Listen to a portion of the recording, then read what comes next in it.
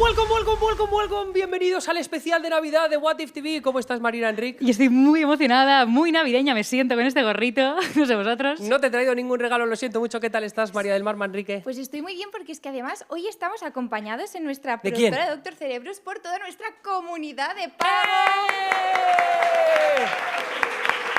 La cámara además no llega a retratar la cantidad de gente que hay porque detrás de esos asientos hay muchísimas más gente. Efectivamente. Gracias a todos por venir. Exacto, y he dicho toda la comunidad de pago, no es toda, es la gente en representación que viene, ¿no? De Madrid, porque tenemos a gente por toda Españita, así que estupendo. Oye, pues yo quería hablar de la comunidad, ¿vale? Porque ya sabéis que nosotros somos un medio independiente, ¿vale? Y estamos intentando pues, que esto sea sostenible en el largo plazo. Queremos seguir estando aquí con vosotros. Y sobre todo queremos conseguir algo muy importante, que es algo que nos habéis pedido constantemente, que es tener más recurrencia, es decir, emitir más días de la semana. Y es algo que queremos conseguir y solo lo podemos conseguir con vosotros. Entonces, nos hemos puesto un objetivo que es muy fácil de cumplir, que es en esta época navideña, en el que a la gente le gusta tanto dar cosas. La generosidad, ¿no? Regalitos La como tú, que nos has solidaridad. traído regalos a todas. Es un objetivo muy sencillo, que es conseguir que 100 personas, de los que estáis ahí al otro lado, Sencillísimo. o los que estáis aquí, que igual alguno se nos ha colado y no es suscriptor de pago de la comunidad de Watif, watif.es, si nos apoyáis con una suscripción de pago. Llegamos a 100 personas que nos apoyen de aquí al próximo año, vamos a emitir un día más a la semana en 2026. O sea, más ¡Ole! madrugones, ole, pero muy felices. Make it happen, make it happen.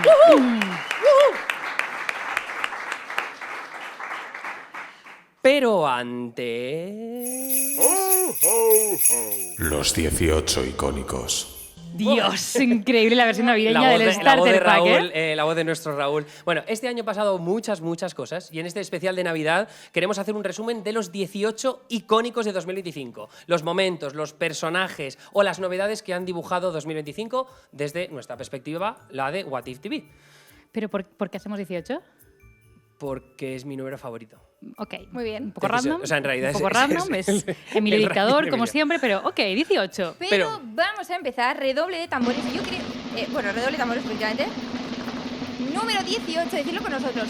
18. ¡El Louvre! Louvre o el robo del Louvre. Este no ha sido el mejor año para la Casa de la Gioconda. Después de que Macron prometiera el renacimiento del Louvre, hemos visto el robo más chapucero de la historia.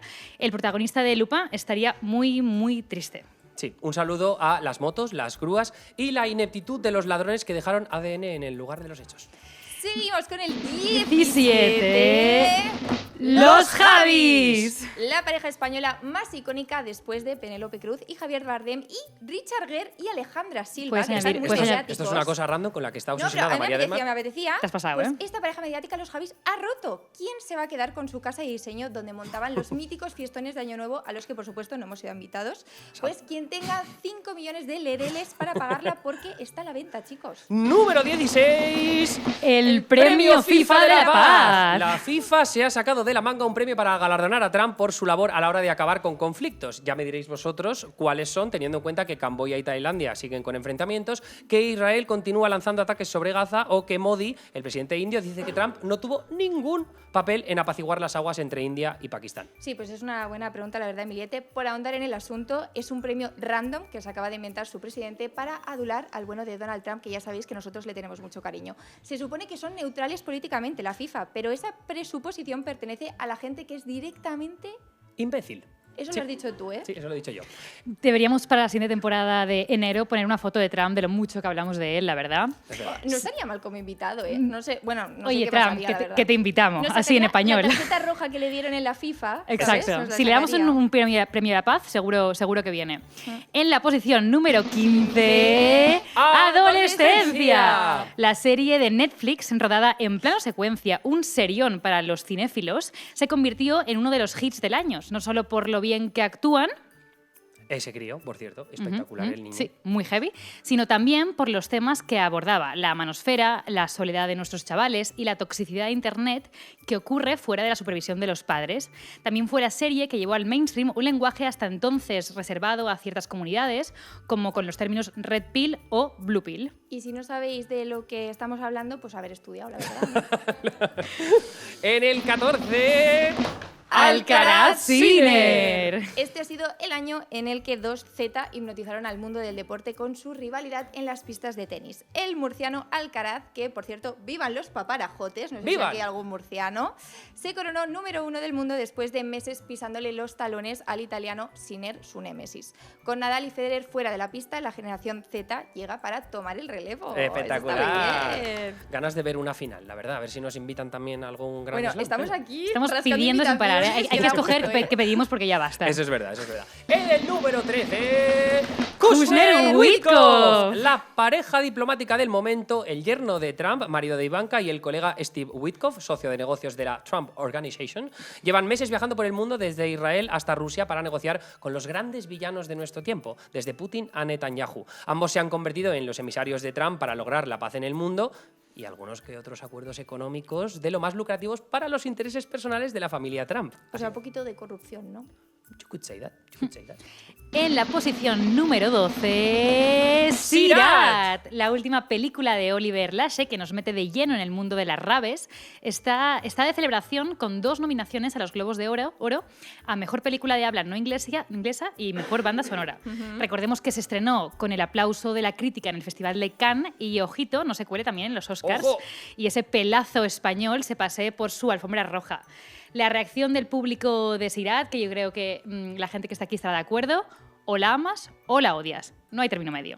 Efectivamente. cierto. Un momentín, porque yo quiero oír bien esos redobles, porque estamos yendo muy deprisa. Ahí, ya se me gusta. El número 11, el Papa León XIV. Tras la muerte del Papa Francisco, León XIV llegó al Vaticano después de la tradicional fumata blanca y desde entonces ha dejado un reguero de opiniones. Ha defendido a la familia tradicional, cuestionado las bendiciones a las parejas del mismo sexo y ha dejado un titular para la historia, y aquí cito textualmente: no puedes ser provida si apoyas la pena de muerte. Y algo mucho más importante Zumba. que hemos comentado aquí en What If, que es que el pequeño Papa juega al Wordle.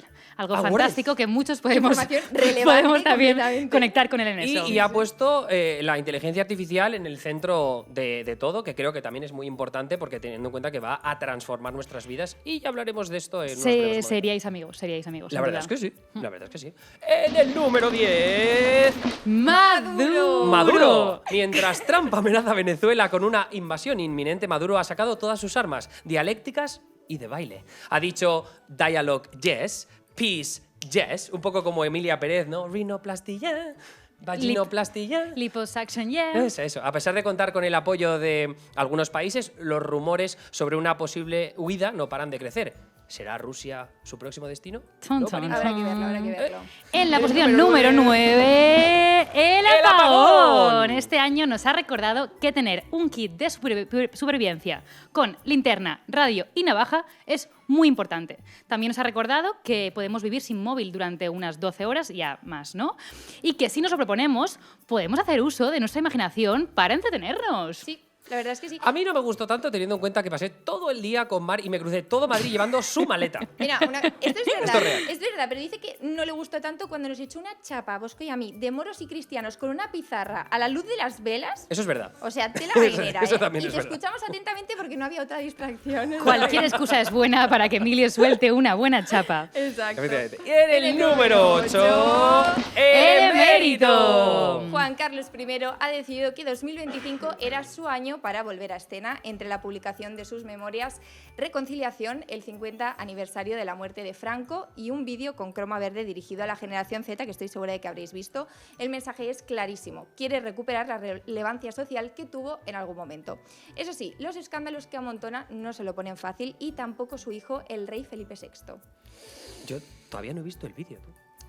Te lo No, juro. no tienes Que vergüenza. todavía no lo he visto. No que tienes hemos vergüenza. informado de él aquí. Ya lo sé, ya lo No he tienes visto. vergüenza. Sigamos, por favor, con ese tío. El siguiente, One Piece. La generación Z ha salido a la calle con banderas del anime One Piece y gorros de paja para pedir cambios políticos en sus países. Desde Nepal, que votó a su primera ministra con una votación en una comunidad de la fucking plataforma Discord, hasta Madagascar, Perú, México o Bulgaria, sin olvidarnos de Marruecos. Un saludo para Mohamed VI. ¿Será España la próxima en subirse en el barco del Luffy? Pues habrá que verlo, pero yo recuerdo una cosa que nos dijo Javier Burón, que es experto en vivienda, y él nos advertía que al menos en materia de vivienda tenemos que movernos, que la gente mayor no nos va a sacar las castañas del fuego, o sea que estamos tardando. Total. El siguiente. Y en la posición número 6, Charlie Kirk. La vuelta de la violencia política al primer nivel en Estados Unidos es una de las mayores tragedias del año. Ya la vimos con el intento de asesinato a Trump el año pasado y con el asesinato de una política demócrata y su marido en Minnesota este verano.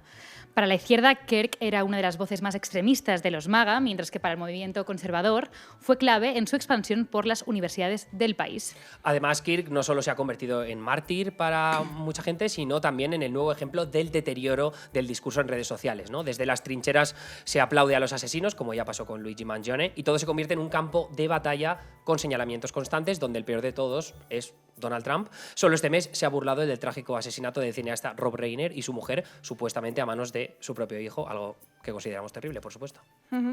Seguimos Cambio. con el número 5, el SLOP.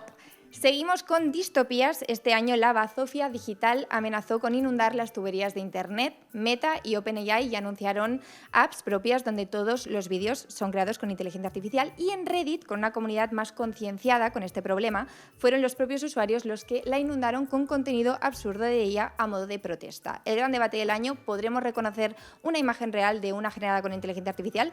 Pues yo la verdad es que ya no lo sé, chicos, yo Yo tengo no estoy dudas. nada seguro, ¿no? Estoy- No, mucho miedo. En el número 4, España dice bye bye a Eurovisión. Qué bien lo hemos hecho, La verdad ¿eh? que mejor que nos ha salido. Porque no vamos de año, porque si no podríamos ir nosotros.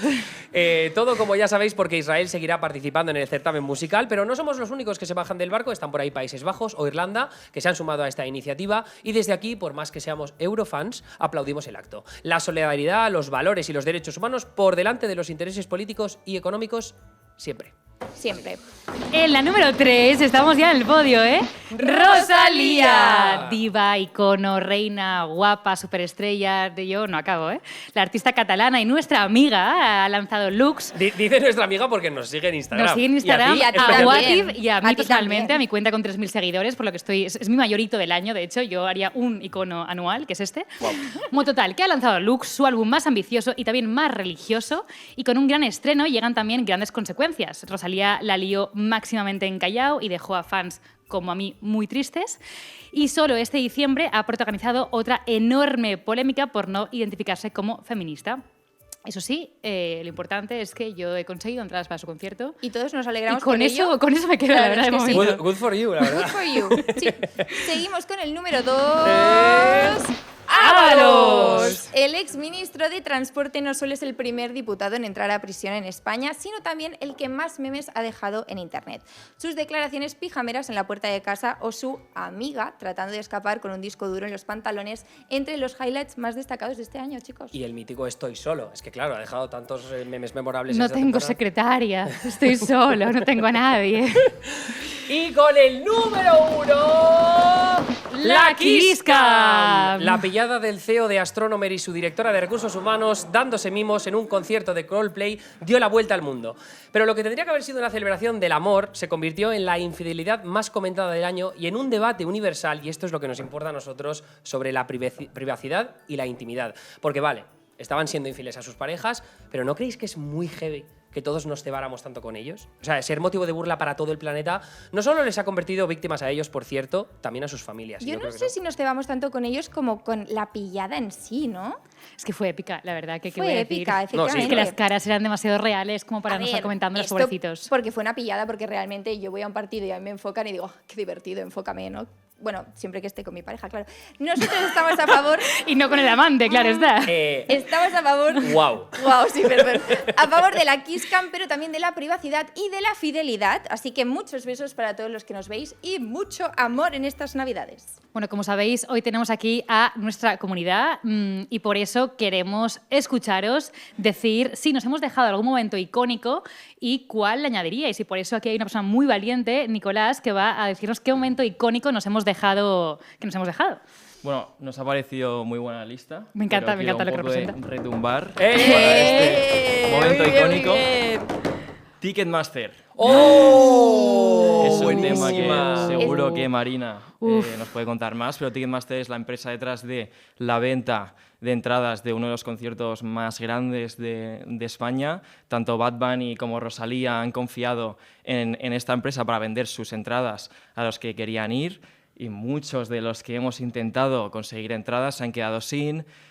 pues ha habido muchas denuncias por parte de empresas de consumidores que a lo mejor Ticketmaster estaba alzando los precios de manera artificial. No hace falta que seas políticamente correcto, ¿eh? O sea, lo estaba explicando- haciendo. pero Los lo precios está explicando dinámicos muy de bien. Ticketmaster son Lo está reales. explicando muy bien. Me encanta tener Marina aquí porque es mucho más directa de lo que estoy siendo yo, pero sí, creo que ha sido algo que yo personalmente antes de este 2025 no conocía la empresa. Después de la venta de entradas del concierto de Bad Bunny la conozco de sobra. No la vas a olvidar ya. Y creo que ha sido un momento de este año. La verdad es que sí, son el malo maléfico de 2026. nos ha gustado Desde este aquí, icónico. un saludo a Ticketmaster. A ver. Ahí. Tin, tin, tin. Entonces, A ver. nosotros tenemos un calendario de Adviento con la gente de Cheers, maravillosa, y hoy toca abrir la casilla del día 23. A ver, en mi cámara está. A ver cuál toca. Estamos ya a punto de acabarlo, ¿eh? A ver si pinchamos a Emilio. ¡Ojo! Uy, esto fue un momento muy bonito que fue nuestra primera vez en el coworking, que ahora tenemos un sitio físico donde vamos 2 veces a la semana a no soportarnos, ¿no? En Sí. realidad. Sí, Porque básicamente, estar muy juntos, muy pegados, porque es muy pequeñito, como podéis ver. En realidad no, porque tenemos pizarra y debatir juntos es muy bonito. Entonces, Oh. yo creo que, no, ¿sabes lo que te digo? Beautiful. Que yo cuando estamos debatiendo acerca de los temas de los que vamos a hablar, cuando preparamos entrevistas, veo realmente periodismo. Entonces eso me gusta Sí. mucho, me emociona. No, Entonces, muy bonito. no llegáis a hacer regalos para Papá Noel, pero igual llegáis para Reyes si usáis nuestro código de descuento WHATIF35, 35% de descuento en toda la web, sin mínimo de gasto. Tienen haced regalos álbumes, chulos. tienen puzzles, tienen mil calendarios, lo que tú quieras. cosas. Eso es. Pues muchas Así que gracias. Muchas gracias, Nicolás. Ha estado muy Muchas bien tu gracias. icónico. Muchas gracias. Ay, sí. Vamos a quitarnos el gorro porque vamos a pasar a un bloque, Un poco más serio. efectivamente, requiere de algo más de seriedad. Hoy está con nosotros el ministro de Economía, Comercio y Empresa, Carlos Cuerpo. Muchas gracias por venir a nuestro programa especial de Navidad. ¿Podemos tutearte de primeras? Por favor. Vale, te lo agradecemos. Pues entonces tenemos un regalo para ti. Por favor, Olga, esta es una taza que hemos hecho, ¿vale? Que Sí. pone el logo de What If y en la frase entrevistas que no dejan mal cuerpo. No, que alegran el cuerpo. Que alegran. Es Que verdad. alegran el cuerpo. En positivo. En positivo. positivo. Es verdad que esto había sido idea mía, es verdad que lo hemos cambiado al final. Esto, como comprenderéis, es un cuñadismo de altísimo nivel de Emilio Doménica aquí presente, que le hizo mucha gracia regalarte Esto esto. vale para cualquiera, porque está en minúscula. Entonces, Ya, es de verdad. Ay. No, porque es que la generación Z somos muy informales, Claro, ¿sabes? claro. Usamos minúsculas con todo. Eso es cierto. Me eso la es llevo en cierto. cualquier caso. Claro que sí. Por favor, Muchas el gracias. café ahí, efectivamente. Ministro, has visto nuestra primera parte del programa, hemos estado debatiendo con los icónicos, ¿no? Los momentos y los personajes pues, que más han marcado este 2025. ¿Cuál es tu momento, personaje icónico de 2025? ¿Cuál añadirías tú? Hombre, a mí me ha faltado el buen momento de la economía española, ¿no? Ay, Venga, hombre. Ya que me preguntas si puedo meter la cuña, la meto de primeras. ¿eh? No te vamos a dejar meter ninguna más, ¿eh? ¿Cómo meten los políticos su cuñita, eh? A ver, nada, me la habéis puesto votando. Sí. Uno de nuestros momentos más icónicos que lo hemos mencionado fue ver cómo jóvenes de distintas partes del mundo se manifestaban en las calles, ¿no? Contra sus diferentes gobiernos con la bandera del anime de One Piece, ¿no? Lo que demuestra un poco la influencia de la cultura asiática en este momento a nivel global. Hemos visto imágenes tuyas hablando japonés y nos preguntábamos, ¿eres fan del anime? Sí, me gusta. ¡Anda! De hecho, conozco One Piece. ¡Ostras! ¿Y alguna serie así que quieras recomendar? Hombre, yo tengo que volver a mi tierna infancia, que a vosotros esto os suena ya a segunda o tercera generación hacia atrás, pero Bola de Dragón era ¡Hombre! la serie con la que nos criamos muchos, ¿no? O la que nos introdujimos en el mundo del anime. Y esta yo creo que fue sin duda, o Caballeros del Zodiaco, había varias en aquella época, aparte de, por supuesto, Oliver y Benji, que yo creo que marcó Los una magos del generación. balón, claro. Ostras, claro. No, yo te iba a decir yo que vi eso vosotras, también. siendo catalanas, le ibais a decir si bola de dragón o bola de drag. Bola de Bola de drag. drag. Bola de drag. Y Oliver y Benji también lo veía, fíjate, ¿eh? Yo también, Sí, sí. En está TV3 llegando también. A todas las generaciones, No efectivamente. seréis ahora vosotras De repente. heteruzo, de repente, no sé.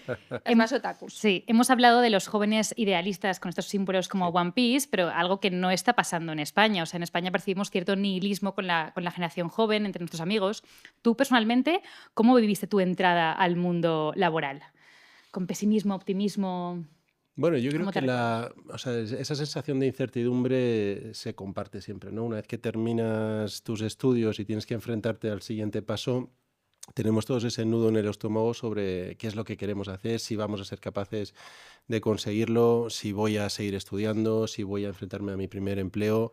Y yo creo que eso es común, en cierto modo, ¿no? Tendría yo, además, salí de casa, cambié de ciudad, cambié de país, y esto siempre te genera pues un elemento adicional de tensión, pero con mucha ilusión, la verdad, que yo creo que era quizá el sentimiento que predominaba. Porque el viaje que hiciste tú, ¿cómo era? Pues fuiste a la Universidad de Extremadura y luego te fuiste a Londres, ¿no?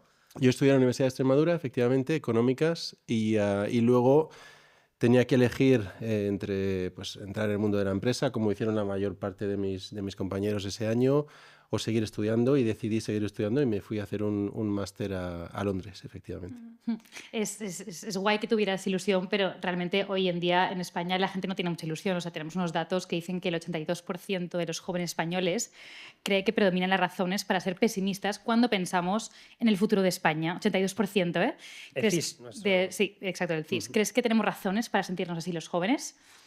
Bueno, existan o no las razones, que ahora si queréis comentamos, yo creo que el dato es incontestable y hay que combatirlo. Y no se puede combatir de otra forma el pesimismo que con datos que sean optimistas y con una realidad que ayude a transformar esa sensación de pesimismo en algo positivo, en una visión de oportunidad hacia adelante, ¿no? Que yo creo que es lo que os tenemos que dar entre todos, porque al final sois, y yo eso estoy convencido, la generación más preparada que hemos tenido nunca en España, y hay que poneros los incentivos adecuados sobre la mesa para que podáis desarrollaros en plenitud, y en eso estamos. Entonces, ¿crees que tenemos razones para sentirnos pesimistas?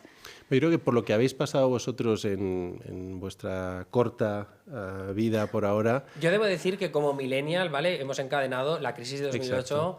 Con luego la pandemia también, o sea que tenemos... Habéis pasado por la crisis de 2008, que ha supuesto una cicatriz permanente en la mayor parte de los países avanzados, por una pandemia que no se veía en más de un siglo, por una crisis de precios que no se veía en 50 años, por una guerra a las puertas de Europa que no se veía en 70 años, todo esto en apenas 15 años. Por supuesto que es normal que exista esa sensación de incertidumbre, de inseguridad, y de que van a seguir viniendo maldadas y que a lo mejor no vamos a ser capaces, ¿no? de tener un proyecto vital a medio o largo plazo, y eso creo que está ahí, hay que entenderlo y hay que luchar contra ello.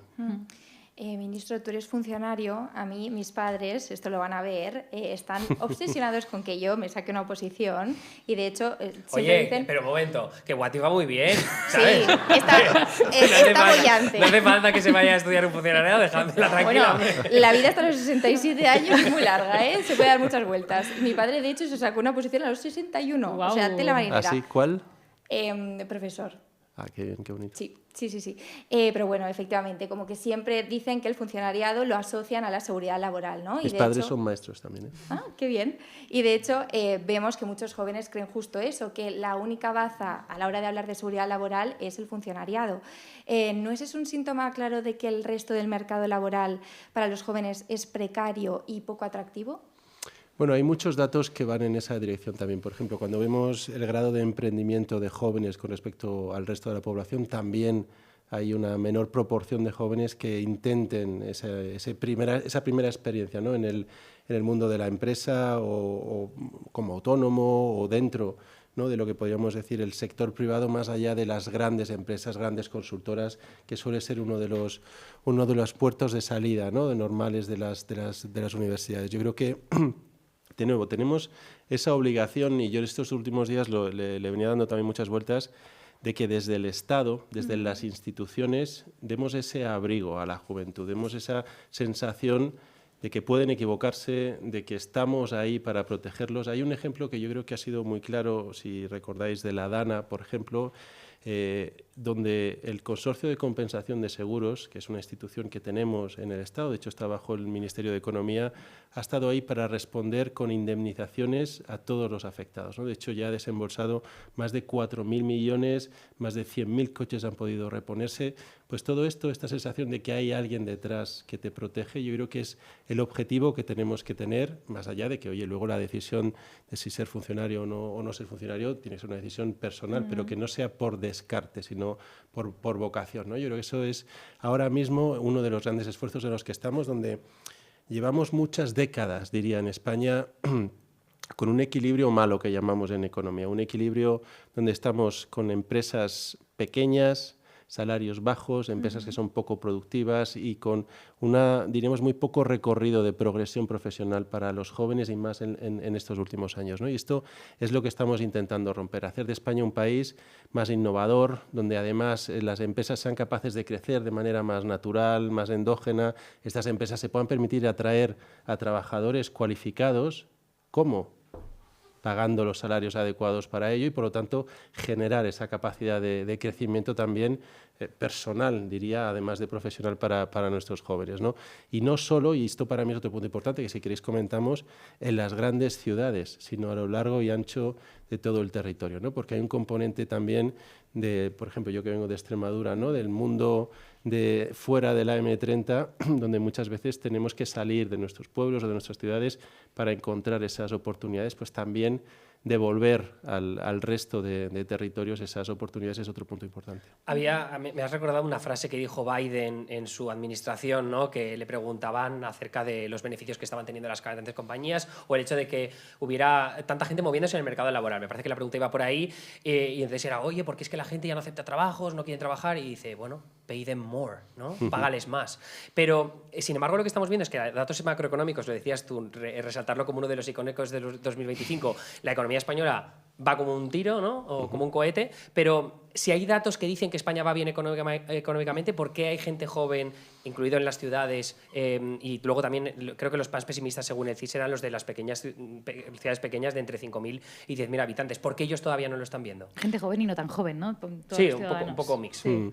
O sea, yo creo que hay varias cosas. La primera de ellas es que veníamos de un nivel o de una situación que estaba, diríamos, siendo honestos, muy lejos de lo que deberíamos aspirar. Por ejemplo, en 2018, sin ir más lejos, la tasa de paro juvenil estaba por encima del 33-34%. Es decir, 1 de cada 3 jóvenes estaban desempleados. Y esto es algo que como economía avanzada, como país avanzado, no nos podemos permitir.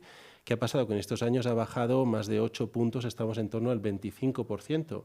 Es decir, la evolución ha sido muy buena, pero todavía estamos en 1 de cada 4 jóvenes en el paro. De nuevo, estamos todavía muy lejos de donde tendríamos que estar, de donde queremos estar, y esto es compatible con que se hayan conseguido avances estos años, pese a haber pasado por la pandemia, pese a haber pasado por la crisis de inflación, y lo mismo que pasa con el paro, por ejemplo, pasa con los precios. Hemos tenido una crisis de precios enorme que ha hecho que los niveles de precios estén muy elevados, pese a que ahora ya, diríamos, la variación de los precios, que es la inflación, está controlada, pero el nivel ha subido mucho. Y aunque nuestros salarios hayan subido igual o más que esos precios, cuando vamos al supermercado tenemos esa sensación de que la cesta está más cara, de que la vida está más cara, y si a esto y en especial para los jóvenes, le sumamos la vivienda y el encarecimiento, ¿no? o diríamos la mayor dificultad de acceso a una vivienda en condiciones asequibles, en particular en ciudades grandes, pues es un caldo de cultivo que genera esa sensación, como decíamos antes, ¿no? de mayor reto, de mayores dificultades, cuando además os estamos exigiendo más que a nadie y más que nunca. Yo ahí te quería repreguntar, porque he estado viendo entrevistas en las que tanto desde tu ministerio habéis hablado acerca de cómo está el desempleo juvenil, que es verdad que ha bajado mucho en los últimos años, no lo suficiente como estás remarcando, ¿no? Pero ¿cuándo lo vamos a empezar a notar que baja significativamente? Es una pregunta excelente. Déjame que... Luego podemos comentar, si queréis, también el impacto de las noticias y de los medios de comunicación y de las redes sociales en este pesimismo, porque yo creo que también hay un elemento importante. Nos quiere echar la bronca a nosotros ahora. No, os he visto bastante... Es nuestra culpa que la inflación exista. Nosotros nos estamos portando muy bien. Bastante dinámicos y bastante optimistas os he visto. O sea que no es vuestro caso, pero sí que influye. Decías del desempleo juvenil, perdóname. Mira, la tasa de paro juvenil que tenemos ahora es bastante similar a la que había en el año 2003, 2004. Pero hay una gran diferencia y esto es otro de los grandes cambios que está sucediendo en nuestra economía. En el 2003-2004, la tasa de abandono escolar era del 33-34%. Hoy es del 12%. Es decir, que la capacidad que estamos teniendo de enganchar a los jóvenes a esos procesos formativos que le van a dar más capacidad de acceso a trabajos, de nuevo, en mejores condiciones, es mucho mayor que la que había antes. Entre otras, por ejemplo, con el proceso de desarrollo de la formación profesional, y el aterrizaje de la formación profesional dual, que está mucho más conectada a la realidad empresarial, por ejemplo, ¿no? Es una de las grandes transformaciones. Y luego, mira, déjame que haga un inciso, porque decías, ¿cuándo vamos a ver que de verdad va a bajar el paro juvenil? Déjame que me lo lleve a mi tierra, a Extremadura. En Extremadura la tasa de paro juvenil está por encima del 30%. ¿Pero sabes cuántos jóvenes son? Dices, es una tasa enorme. ¿Sabes cuántos son? 12.500. Yo creo que estamos en una situación perfecta como para tener políticas ambiciosas, además teniendo en cuenta que es un número abarcable, y a empujar de manera rápida, como dicen en términos de crecimiento empresarial, con una especie de blitzkrieg, ¿no? De una operación relámpago que haga que, dadas las oportunidades que se están creando, bajemos de manera excepcional y rápida esa tasa de paro juvenil.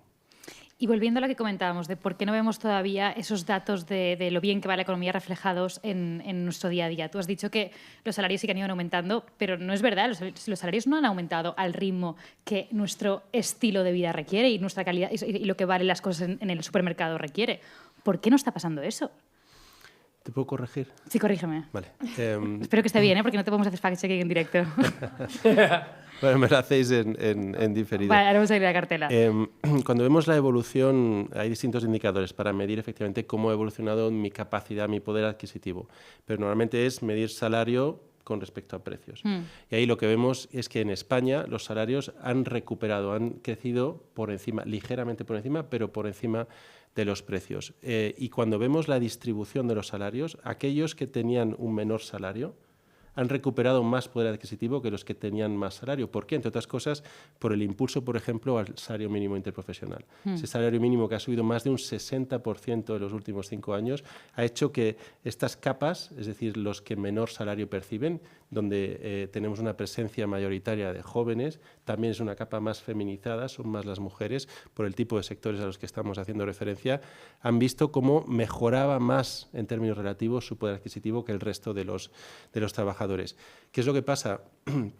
Dos cosas, yo creo. Primero, que ¿cuándo podemos decir que es suficiente la mejora de los salarios? ¿Cuándo podemos considerar que esa capacidad, esa recuperación de poder adquisitivo nos lleva a un nivel digno de vida? ¿O es suficiente, y más cuando lo vemos en términos relativos con respecto al acceso a ciertos bienes? Y déjame que añada otro elemento importante. Por ejemplo, ya no es tanto el coste de ciertos bienes, sino, por ejemplo, también el acceso a bienes básicos, como pueda ser la sanidad o la educación, que en muchos sentidos ha sufrido también un proceso de privatización adicional que hace que ya no es que el precio sea menor o mayor, sino que hay ciertos elementos donde yo solo puedo acceder a partir de cierto nivel de renta. He perdido acceso a esa capacidad, a esos bienes a los que antes sí tenía. Y esto, de nuevo, te da también o influye en esa sensación de incertidumbre o de inseguridad económica que comentábamos antes, ¿no? Por lo tanto, de nuevo, todo esto, o sea, no es poner el dedo en un elemento, sino en muchos que configuran esta sensación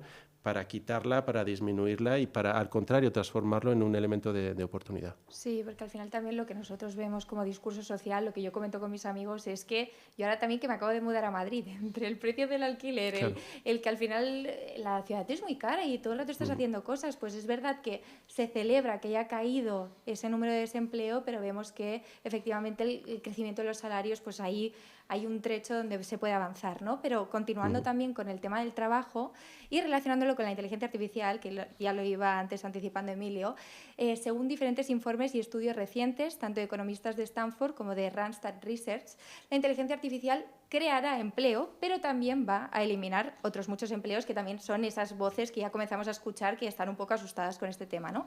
Y los más afectados, y esto es lo que nos toca a nosotros, son los jóvenes con menor experiencia, los conocidos como juniors, ¿no? Ministro, ¿tú crees que la inteligencia artificial va a eliminar empleos? Pues la gran discusión, ¿no? Ahora en materia laboral, cómo esta nueva revolución va a afectar al trabajo y tienes razón, hay mucho foco puesto en cómo la inteligencia artificial va a elevar el umbral de capacitación o de productividad de los trabajadores recién ingresados, o incluso esa puerta, esa barrera de entrada, si la va a subir demasiado. Y aquí yo creo que para nosotros va a ser importante o es importante darle la vuelta a este enorme reto de la inteligencia artificial, como con un punto de capacitación. Vale. Al final, yo creo que para los jóvenes, para vosotros hoy día, vuestras carreras profesionales no van a ser lineales como la mía o como la de muchos de los que nos están viendo. Vais a necesitar reinventaros constantemente. Vale, entonces tiene que haber una revolución brutal en las universidades y en los colegios. La pública está como está, la universidad. Sin duda, el elemento de flexibilidad a la hora de promover o de proveer de la formación necesaria es algo en lo que nosotros tenemos que seguir avanzando. Ahí, por ejemplo, hablábamos antes de la formación profesional donde año a año se va ajustando el catálogo a lo que se va necesitando. Yo recuerdo en mi época, cuando yo empecé a estudiar, era, oye, tienes que saber programar. Hoy día esta frase se ha quedado totalmente obsoleta. Totalmente. Otros elementos que antes eran, y que siguen siendo, a mi juicio, pero que a lo mejor han perdido vigencia, los idiomas. O sea, todos sabemos, en un año, irrelevante. Exacto, que dentro de nada tendremos un dispositivo, unas gafas, un pinganillo. Claro, pero o sea, todo lo que estás diciendo es porque la IA lo va a tumbar. Entonces parece una ola monumental que nos da miedo de qué empleos se van a perder. Queremos saber tu opinión. A mí me dan ganas de saber la respuesta. ¿Crees que va a tumbar la inteligencia artificial esos empleos? Yo creo que la inteligencia artificial va a producir más oportunidades de las que va a quitar. Yo soy optimista. Dentro de los tecno-pesimistas o tecno-optimistas, yo soy tecno-optimista, pero hay que saber subirse a esa ola. En cierto modo, os decía que nos vamos a tener todos que reinventar. Hablaban de que para el 2030, si no recuerdo mal, el 40% de las habilidades que tenemos van a estar obsoletas. Por lo tanto, en ese cambio, el que sepa engancharse pues va a tener muchísimas oportunidades y además van a ser trabajos, como todos sabemos, de una mayor cualificación, no van a ser trabajos tan rutinarios, por lo tanto, en su mayor parte asociados también a unos mejores salarios. Yo creo, de nuevo, que aquí, evidentemente, entre todos tenemos que ser conscientes de que o sea, no es algo que podamos dejar de oficio, hay que hacer un enorme esfuerzo, pero que se dan las circunstancias para que aprovechéis esa oportunidad. Pero dentro de los tecnooptimistas es verdad que hay mucha gente en Silicon Valley que habla de la inteligencia artificial general, no vamos a ponernos a lo concreto, ¿vale? Pero sí que hablan de la posible automatización de muchísimos trabajos, la posible automatización de empleos, incluso que ahora lo de la programación, tú mismo lo has dicho, no damos crédito al hecho de que se hayan pulverizado tantas tareas, ¿no? Que antes llevaban tanto trabajo. Y sin embargo, ahora lo que vemos es tanto tecnooptimistas que dicen que se va a automatizar mucho trabajo como economistas o políticos que abogan por decir, mira, la IA va a quitar muchos empleos, nos va a hacer la vida mucho más fácil. Lo que hay que apostar es renta básica universal.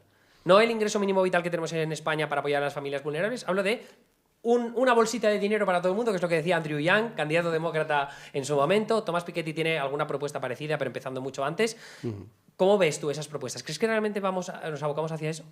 Bueno, yo creo que falta mucho para que lleguemos a un mundo distópico en el cual ya haya mucha menos gente que necesite trabajar para ser capaces de producir todas las necesidades que tenemos. Ya sabes que nosotros aquí en España tenemos esa renta, ese ingreso mínimo vital para efectivamente tener una capa cubierta, sobre todo en cuanto a vulnerables y promover la capacidad de tener unas condiciones de vida digna. Pero más allá de eso, yo creo que había un miedo inicial en cuanto a la disrupción de la IA y que hubiera muchos trabajos que se fueran a quedar obsoletos de un día para otro. Eso no está pasando. El proceso de transición en el ámbito laboral está siendo mucho más progresivo, mucho más lento de lo que podría parecer, entre otras cosas, porque lo has dicho tú y yo creo que es cierto. No se trata tanto de trabajos completos que se vayan a automatizar, sino de tareas dentro de cada uno de nuestros trabajos. Es decir, que llevamos poco tiempo con la inteligencia artificial. Llevamos muy poco, solo tenemos que pensar en cómo la estamos aplicando nosotros a nuestro día a día. Y hay muchas tareas dentro de las cuales nos vamos a poder beneficiar. De hecho, otra de las teorías de la inteligencia artificial es que va a democratizar, en cierto modo, el ámbito laboral y va a hacer, entre otras cosas, que los trabajadores menos productivos puedan acercarse más rápido, cerrar la brecha de productividad con los trabajadores más productivos. Se pueden beneficiar más de la inteligencia artificial porque al final, si lo pensamos, la inteligencia artificial es como una especie de promedio, de solución promedio a cualquier tipo de problema. Por lo tanto, el trabajador menos cualificado, menos productivo, va a tener un salto de productividad y eso, para España, claro, entre otras cosas, es un elemento que importante. En España también el tema de la productividad, entonces esto podría ser beneficioso. Sí, incluso para nuestras pymes, pensemos, por ejemplo, también, ¿no? España, hablábamos antes, es un país de empresas pequeñas, somos un país eminentemente de pymes, además nuestras pymes son más pequeñas que las pymes de otros países, por lo tanto, ese impulso de productividad que ayude a crecer a nuestras pymes es un elemento fundamental, de nuevo, para generar ese círculo virtuoso. Pero ahí lo que yo os he escuchado es por parte de representantes de startups o gente que está moviéndose en el mundo de startup, que realmente lo que está faltando es un apoyo más fuerte a las pymes, de que no haya tanta burocracia, de que la presión fiscal no sea tan fuerte, también que haya un apoyo a la digitalización que no implique que te tengas que pasar 27 horas delante del ordenador con el certificado digital para poder acceder para conseguir, yo que sé, un descuento para un ordenador. Pero ¿se está haciendo suficiente realmente en ese terreno, tú crees, para las pymes? Porque a mí no es lo que me transmite la gente del sector. Mira, nosotros estamos, yo creo que hay 4 vías para fomentar el crecimiento empresarial y estamos enfocándonos a las 4 y ahora, si queréis, luego entramos en detalle de algunas de estas medidas. Una es la simplificación, totalmente. Hay que reducir esas barreras administrativas, ese día a día de tareas que no son productivas para sacar horas para tareas más productivas. Ahí, por ejemplo, la inteligencia artificial puede ayudar en el trato entre las empresas y la administración, ese contacto donde, para que veáis un ejemplo claro, nosotros hemos puesto ahora en la web de ICEX, que es nuestro Instituto de Comercio Exterior, que ayuda a que las empresas se internacionalicen, exporten y por lo tanto ganen mercado. Hay una especie de chat GPT, de un modelo ahora de inteligencia artificial, un motor que hace que la empresa que entre simplemente pueda poner preguntas y esas preguntas el motor le redirige sin tener que saber qué herramientas tiene ICEX para ti, ni siquiera navegar por la propia web, sino que te va dando soluciones adaptadas a tu realidad. Pues aquí la idea es seguir haciendo mancha de aceite, ya lo hemos hecho en ICEX, lo queremos hacer con el Instituto de Crédito Oficial, que es el que financia a nuestras pymes. Perdón, yo no sé si soy la única que no... Perdón, efecto mancha de aceite, es como que vaya creando un pozo. Empezar por proyectos piloto que se van, diríamos, expandiendo a otros, en este caso a otras instituciones, y que poco a poco vayamos conquistando, ¿no? Modo risk o efecto...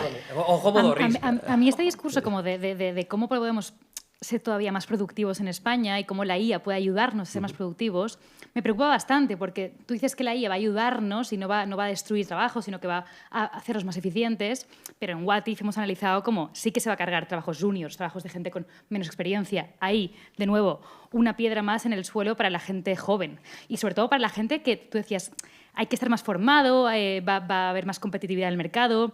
¿A quién deja fuera estos avances de la IA? ¿Cómo podemos hacer que la gente con menos acceso, que sean más marginados, con menos recursos, no se queden fuera de este avance de la IA? Porque a mí me preocupa muchísimo. No, es un tema formativo, de hecho. O sea, yo creo que ahí la democratización, el uso generalizado de ella tiene que venir de que tengamos las capacidades, tanto nuestras pymes, que sean capaces de entender cómo les puede beneficiar el acceso no solo a la digitalización, sino a la IA en concreto, como los propios trabajadores. Y en ese sentido, yo creo que no es tanto currículo universitario, que también, sino luego elementos de ni siquiera microacreditaciones, pero formativos muy concretos, muy específicos, adaptados a esas necesidades que van teniendo las empresas. O sea, lo que tú dices es que haya como cursos específicos que de repente ayuden a los empleados que ya están en las empresas. Muy ¿no? concretos, además. Ya. Es que tened en cuenta que en estos últimos meses, ahora ha pasado a vosotros, está moviéndose tan rápido el mundo IA que ni siquiera hay todavía una única tecnología que esté dominando. Cambia cada semana, es una Está locura. cambiando la plataforma que ahora lidera, y luego en términos de programación, en términos de comunicación, no sé cuál usáis vosotros, pero todo esto va evolucionando muy rápido. Usamos bastantes, la verdad. Estamos con yo todas. te quiero preguntar, que si no nos vamos a ir de tiempo, por la vivienda, ¿no? Que es un tema que nos preocupa mucho a la gente menor de 40 años, que o sea, yo tengo 35 y no estoy ni cerca de comprarme una casa, pero hemos hablado con muchos expertos, ¿no? Jorge Galindo, por ejemplo, que estaba presente aquí, hablaba mucho de construir más. Javier Burón habla de construir, pero también de captar, ¿no? O de comprar viviendas para poder hacerlo más accesible para la gente joven. Me han contado que hay inversores que están pensando que España puede haber un boom inmobiliario dentro de poco, fuentes de Moncloa, y entonces yo quiero saber si realmente esa es la apuesta que tiene que hacer España, pero si es una apuesta que tiene que hacer España, un nuevo boom inmobiliario, ¿cómo no caemos en otra burbuja especulativa mientras apostamos por que la vivienda siga siendo asequible para mucha gente? Sí. Vayamos un poco a la época del boom inmobiliario, a inicios de este siglo, donde el sector de la construcción llegó a representar el 13% del total de nuestra economía, de nuestro PIB. el bajón, diríamos, el ajuste que hubo tras la crisis financiera hizo que el sector haya pasado a ser el 6% de nuestro PIB.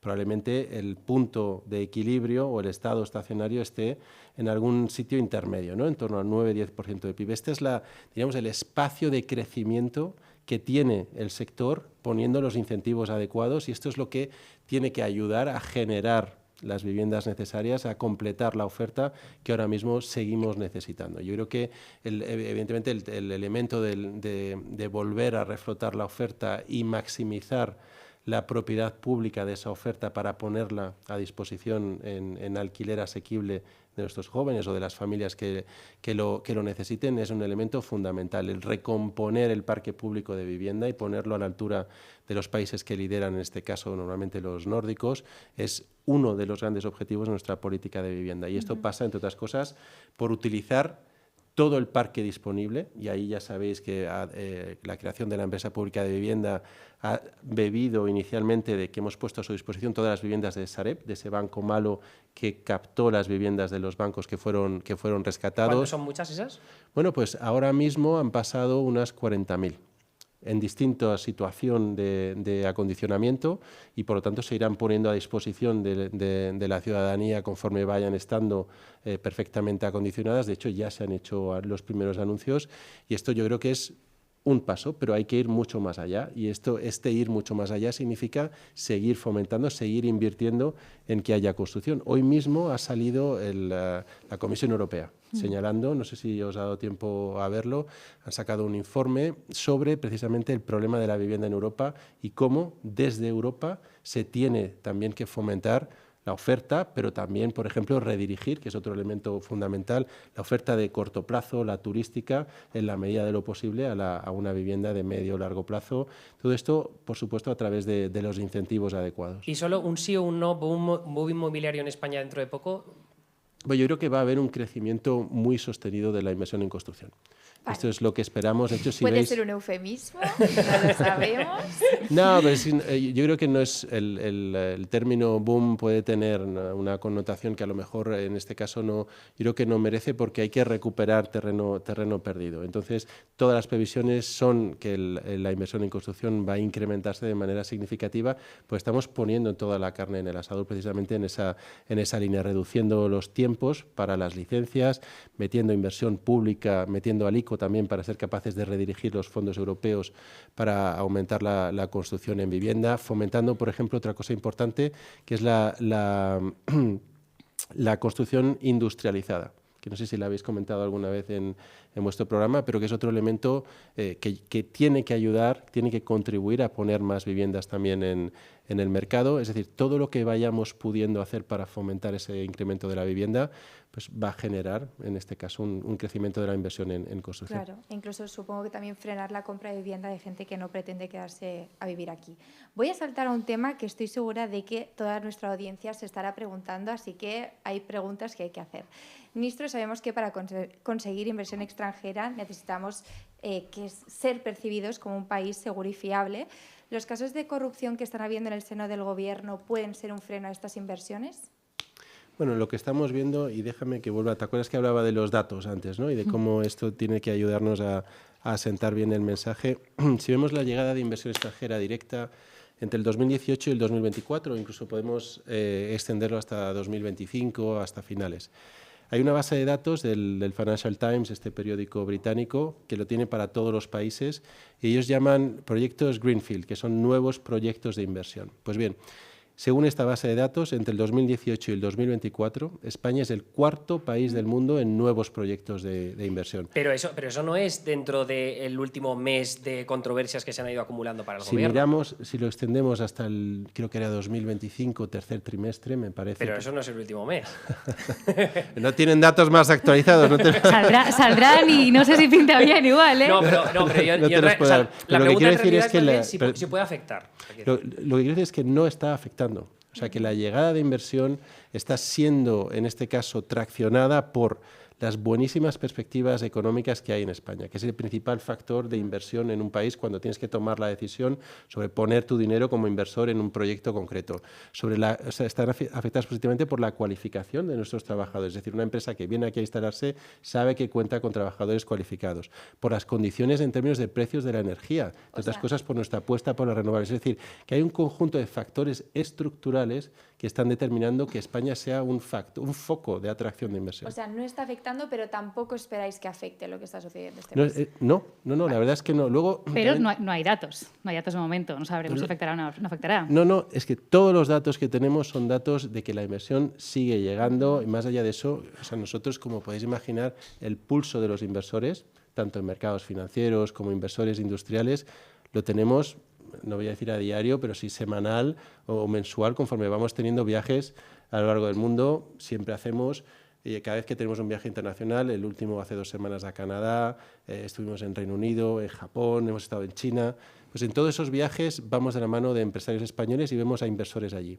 Inversores financieros para nuestra deuda, pero también inversores reales que quieren venir a generar empleo y a traccionar valor en España. Y el interés es elevadísimo. ¿Por qué? Porque el momento de España es muy bueno y esto además destaca aún más teniendo en cuenta que nuestros principales socios, nuestros vecinos principales, están en un momento de desaceleración y esto contrasta mucho y genera ese enorme interés. Y saliendo de la economía y preguntándote a ti como ministro del gobierno actual, ¿crees que el gobierno puede aguantar sin ir a elecciones adelantadas con todo lo que está pasando? Por supuesto. ¿Estás convencidísimo? Súper convencido. Vamos. No puedo decir otra cosa, ¿eh? No, perdóname, no. Puedo decir lo que quiera, pero lo que te digo te lo estoy diciendo con total convencimiento. Yo creo que hay muchísimos proyectos buenísimos por venir y que este año y medio que queda de legislatura va a ser un año y medio también de grandes avances y de grandes progresos.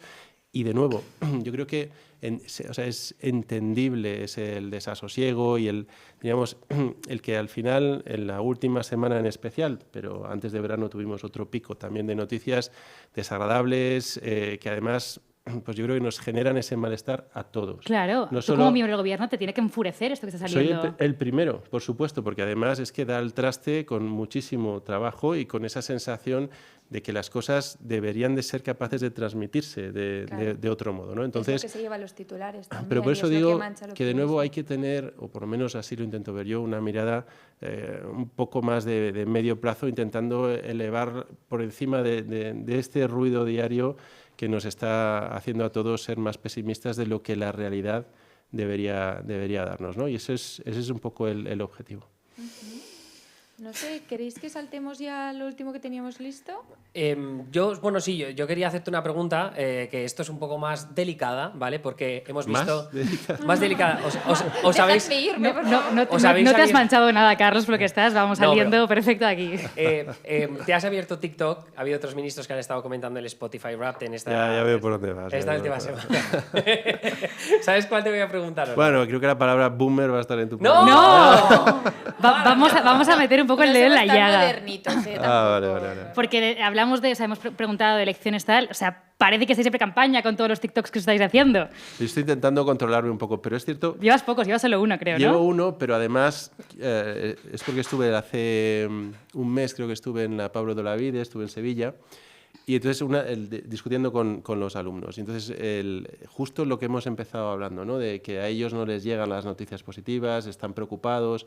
Y entonces les pregunté, porque yo creo que hay un problema que tenemos nosotros, que es que no somos capaces de llegar a los jóvenes porque no estamos utilizando los canales a través de los cuales consumís noticias, ¿no? Dentro de que pues, el volumen de noticias que consumís con respecto al total del tiempo que estáis en redes pues, sea más pequeño, ¿no? Entonces, mi pregunta directa a ellos fue, oye, ¿tengo que entrar en TikTok? Y la respuesta fue sí, pero claro, luego pregunté, digo, pero si pongo TikTok, los vais a ver. ¿Me vais a dar like, un comentario? Exacto. La desesperación. Comentarios. Aquí la pregunta también sería, ¿qué le gustaría a la gente ver? Porque, por ejemplo, vemos del presidente que recomienda libros o recomienda películas, ¿no? Y eso es una cosa mucho más cultural. que podrías explicar tú también. Bueno, esto os voy a lanzar ahora la pregunta, a ver qué esperaríais vosotros ver. Buah, pero... ya sé lo que voy a No, pedir. has de vigilar Yo porque sé- la a la- los reyes, a los reyes. un top tier de tus animes favoritos. ¡En japonés! Y pasamos de la economía, que es tu expertise. Has de vigilar porque la economía es muy densa, entonces has de ver cómo lo transmites a través de anime igual para contentar a Emilio. No estaría mal. Bueno, ahí, Metáforas. o sea, como quiero la decir de que para mí es importante el mensaje y el tono, el contenido, porque es verdad que son temas suficientemente serios como para no banalizarlos tampoco. Si vas a dar contenido económico específico, hay una preocupación clara que es intentar evitar bulos o datos que no son ciertos, pero que normalmente son difíciles, ¿no? Son como un chicle que se queda pegado muchas veces a la suela, y el tener por lo menos una vía de comunicación de esas noticias o de esos datos que no son ciertos y que son fáciles de desmontar, para mí yo creo que tiene que ser uno de los principales usos, ¿no? Más allá de que es mucho más interesante conocer las recomendaciones literarias del presidente que las mías. Bueno, ahora No sé si estoy de acuerdo, en la próxima clase que vayas a la universidad, ya sabes qué recomendar a los alumnos, aparte de que te sigan y te den like y te comenten, también a What If TV para que nos consuman, porque ya has visto que nos gustan las noticias optimistas, aunque tampoco pasemos de largo con las cosas que nos preocupan, porque hay muchas, por supuesto, ¿no? Pues hasta aquí la entrevista. Oye, pero no me habéis dicho que queríais ver vosotros, aparte del anime. Yo lo que quiero ver es una recomendación de libros para saber de economía en este mundo tan difícil que se nos pone por delante. Y Muy yo bien. creo que deberías permitir también todos los comentarios de la gente que ponga, porque de verdad, o sea, todas las preguntas que hemos hecho al inicio sobre gente joven y cómo aplica la economía y demás, son cosas que yo hablo mucho con mis amigos, y creo que responder de manera accesible, clara, y que podamos entender esas respuestas y ver cómo las podemos aplicar a nuestra vida es esencial. Y en 30 segundos. Que... Y en 30 Bueno, segundos. Bueno, puede ser más largo. Puede ser Funciona más muy largo. bien los 5 minutos en TikTok, ¿eh? No te creas. Sí, una buena chapa de Emilio a veces funciona muy bien. A veces. No siempre, no te me venga para arriba. Ministro, muchísimas gracias por venir a What If TV. Te esperamos placer. en la próxima. Y Muchas felices gracias. fiestas. Y felices fiestas. Ya, esto se emite y ya ha salido el día 22 la lotería, ¿no? Es Exacto. verdad, aquí hay alguien agraciado. A ver si somos ricos. A ver si somos. Muchas gracias por venir. A vosotros, un placer. Gracias. Hemos estado hablando de TikTok con el ministro, que se nos ha quedado ahí darle follow back. Follow back, espero, porque Yo ya le nos sigo, siga ¿eh? él también. Yo ya le No, sigo. pero desde la cuenta de What If TV. Ah, es verdad, esa no. Pero yo quería comentar que hay un montón de artistas a los que ahora mismo se les exige viralidad a cambio de distribución, ¿no? De que pues compartan su música. Es algo que hemos visto desde la pandemia, ¿no? Que se hacían virales canciones y de repente aparecían en las listas de éxitos de la Billboard canciones de artistas mega random que nadie tenía ni puñetera idea, y era porque había una trend en TikTok. Y de repente hay artistas que renegaban de TikTok, y Lorde, ya sabéis, mi favorita, de repente se sumó al trend de Man of the Year, ¿no? Entonces, esto es un habitual y una exigencia incluso en muchas partes de la industria. Sí, y hoy con nuestro invitado vamos a hablar de la creación de contenido y cómo se puede huir de ella cuando uno se dedica a la música, y además llevando casi 20 años, porque 2026 hará 20 años. Hoy nos acompaña Víctor Cabezuelo, líder y cantante de la banda de rock alternativo Rufus T. Firefly. ¿Qué tal, Víctor? ¿Qué tal? ¿Cómo estáis? Yo creo que después de la entrevista al ministro, creo que tanto tú como nosotros podemos estar ya mucho más tranquilos, relajados. No te vamos a preguntar sobre elecciones ni nada parecido. La verdad es que sí, ha quedado como una especie de halo de esperanza inesperado. Exacto. Rufus T. Firefly, para quien no lo conozca, sois lo más. La verdad, tenéis 150.000 oyentes mensuales en Spotify. Habéis tocado en salas míticas como la Riviera. Este 2026 próximo tocáis en el Sansan de Benicàssim y en el Low Festival de Torrevieja. Ya no venidor, por desgracia. Pues sí, tenía que dejarla. Sí, sad comentario de la comunidad valenciana. No, pero es que soy yo muy de venidor, ya lo sabéis, Sí, entonces. de efectivamente. tristeza. Víctor, estamos hablando de la viralidad en TikTok que se exige sobre todo ahora mismo a los artistas. ¿Puede un músico permitirse no jugar al algoritmo? Bueno, yo directamente no tengo TikTok y no creo que las Pero canciones Instagram, de... Instagram sí. No creo que las canciones de Rufus tampoco suenen mucho por TikTok. Yo creo que al final son herramientas y tú tienes que decidir un poco cómo las quieres usar. Para mí no es del todo sano entregar tu vida a las redes sociales por mucho feedback que puedas tener y por mucha...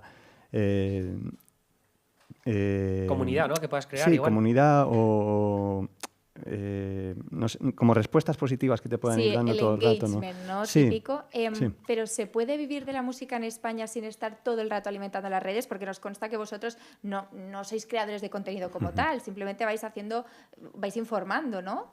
Sí, lo usamos de manera puramente informativa, simplemente para avisar dónde vamos a tocar y todo eso. Yo creo que se puede, lo que pasa es que se vive de una manera mucho menos mediática. Probablemente la mayoría de la gente de este país no sepa quién es Rufus the Firefly, ¿no? Pero aún así podemos vivir de ello seguramente mejor que muchos artistas que todo el mundo sí conoce, ¿no? Entonces, bueno, yo creo que Mejor que no lo dices a nivel monetario, lo estás diciendo calidad de vida. sobre todo calidad Y de vida. artística, Sobre ¿no? todo O sea, calidad de vida. También depende un poco de las expectativas de cada uno, Bueno, ¿no? Si quieres forrarte con la música, creo que hay cosas mejores. Puedes hacerte funcionar. ¿Cómo va metiendo Mar la coletilla, eh? He dicho Cualquier yo. día se nos No, va, se ¿eh? nos va, que se nos va. Vosotros, Víctor, sois muy críticos con las redes sociales, pero también con Spotify. Decís que no veis tan lejos que un artista grande como Rosalía retire su catálogo de la plataforma porque no puede ser que consumamos tantas cosas de manera gratis. ¿Crees que ha llegado el fin de modelos como Spotify o que te gustaría que llegara a su fin? No, tampoco me gustaría. O sea, a mí me parece algo maravilloso que puedas tener toda la música de la historia, del mundo, en tu móvil, ¿no? Y escuchar la canción que te apetezca al momento, ¿no? Es un milagro. Si nos lo dicen hace 20 años, Completamente. nos volvemos locos. Pero me parece que no se ha pensado a qué precio tenemos eso, ¿no? Detrás de todo eso hay millones y millones de artistas pues dejando ahí su tiempo, su carrera musical y creo que lo que ocurre es que no está bien remunerado. Entonces, al final, claro, lo que cuenta Spotify es que ellos pues simplemente son una plataforma y que si tú quieres pones tus canciones ahí y si no, no. Claro. Pero claro, no asumen la responsabilidad de ser la plataforma más escuchada del mundo y tampoco de que ahora mismo la música va por ahí. Claro. Entonces, bueno, pues es algo bastante complejo. Es muy difícil también que la gente que ha catado la música gratis, ahora de repente le digas, no, lo no. vamos a quitar y ahora tienes que empezar a Claro. pagar por ello. Eso es Además, complicado. En la cultura de la gratuidad también la que vivimos, ¿no? Que yo creo que en España está súper instaurada. Y por eso, paga whatif.es, Paga suscríbete. Whatif. 100 suscripciones antes de Hay que 2026. tirar la Exacto. cuñita, hombre. También No será del funcionariado. No. Estamos en un momento donde se está exigiendo a los músicos que se alejen de la tibieza y de la equidistancia, ¿no? Justo hemos visto hace poquito Rosalía, que no se quiere mojar con el tema del feminismo, pero escuchando también vuestras letras hemos visto cosas bastante explícitas políticamente en una canción del nuevo álbum. Decís, en la noche más oscura mi guitarra resplandecía, aplastaba 1000 fascistas con la espada de la justicia. ¿Tú crees que la música tiene que ser política? Y con el contexto de dónde viene el nombre de Rufus the Firefly, que me encantaría que lo contaras también, porque creo que está muy relacionado. Bueno, empiezo por lo segundo. Venga. Rufus the Firefly es el mejor político de todos los tiempos. Es el presidente de Fridonia y es el personaje que hace Groucho Marx en Sopa de Ganso. Es una peli increíble. Prohibida en Italia por Mussolini. Lo entiendo perfectamente. Fascista, ahora que estamos hablando de aplastados o fascistas. Sí, y bueno, yo creo que prácticamente todo es política. No posicionarse también es política. Creo que de alguna manera los artistas tenemos cierta responsabilidad cuando hacemos canciones y cuando hacemos declaraciones y ir por la vida como si no pasara nada, pues no sé, me parece un poco irresponsable. Sobre todo cuando tienes un altavoz tan grande, ¿no? Como tienen algunos artistas. Pero bueno, es mi opinión. En abril publicasteis vuestro último álbum, Todas las cosas buenas, un mensaje optimista en, como habéis dicho vosotros, un contexto de mierda. ¿Falta esperanza en el mundo? ¿Nos falta esperanza? Yo creo que sí, falta esperanza, ¿no? Todo lo que ha pasado estos últimos años, por ejemplo, con Palestina, ¿no? Ver todo lo que te despertabas por la mañana, cogías el móvil, veías esas imágenes y decías, ¿qué está pasando? ¿Por qué nadie para todo esto, no? A mí se me quitaban las ganas de todo, absolutamente todo, no quería ni levantarme. Y gracias a tener ilusión por algo, a tener ilusión por canciones nuevas, por cualquier cosa, pude de alguna manera salir adelante, ¿no? Y sacar un disco y tocarlo y, bueno, hacer relativamente feliz a la gente que viene a nuestros conciertos, ¿no?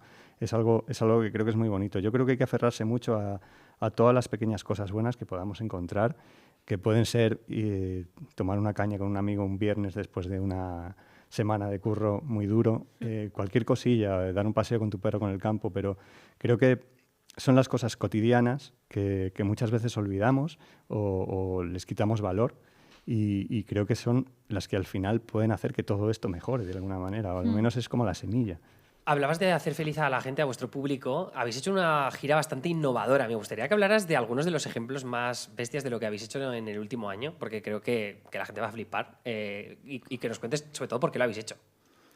Bueno, pues yo creo que lo más innovador es que hemos presentado nuestro disco en espacios muy alejados del mundo musical. ¿Como por y la ejemplo? gente, como por ejemplo el Jardín de Cactus de Lanzarote, por ejemplo Tenemos una fábrica de zumos. una fábrica de zumos. Un patio de una iglesia. Sí, ¿Qué tenemos sí. por aquí anotado? Se podría llamar randoms, la verdad, ¿eh? Bastante random, pero la peculiaridad es que el público escuchaba el concierto con cascos. No emitíamos ningún sonido, es solamente la batería, claro, y el público escuchaba todas las canciones con cascos por primera vez, además. Nunca habían escuchado ninguna de estas canciones. Y para nosotros era una manera a todos los músicos nos pasa, cuando tenemos alguna canción nueva que nos gusta mucho, llamamos a nuestros amigos, los invitamos al local de ensayo y les enseñamos la canción muy emocionados, ¿no? Pues era un poco lo mismo, queríamos enseñar las canciones nuevas a la gente que nos sigue y que todos pudieran vernos tocarlas, ¿no? Y era muy bonito porque la gente, pues, estaba paseando por ahí, algunos iban al baño y seguían escuchando el disco, ¿sabes? Porque esto era inalámbrico y era como... Muy cotidiano algo todo. No sé, ha sido muy bonito, sobre todo romper esa especie de distancia que hay entre los músicos que están en un escenario, ¿no? Con todo ahí perfecto y el público. Estábamos rodeados de gente, todo ha sido muy bonito, ¿no? Yo creo que la gente que ha venido lo ha disfrutado mucho. Me encanta la anécdota de que normalmente jode mucho irse al baño en medio de un festival porque te pierdes una canción, pero ahí estás mirando tranquilamente. ¡Ay! Está sonando la que más me con gusta. los cascos. Es toda una experiencia, ¿eh? Totalmente. No, pero a mí me recordaba el tema de las discos silenciosas, ¿no? Que la gente se pone cascos y está ahí vibing. Víctor, Rufus de Firefly, muchísimas gracias. Gracias a vosotras. Y a todos por seguirnos a lo largo de este último año frenético. Nos vemos en el 2026 con muchísimo más por parte de What If TV. Hasta la próxima. ¡Chao!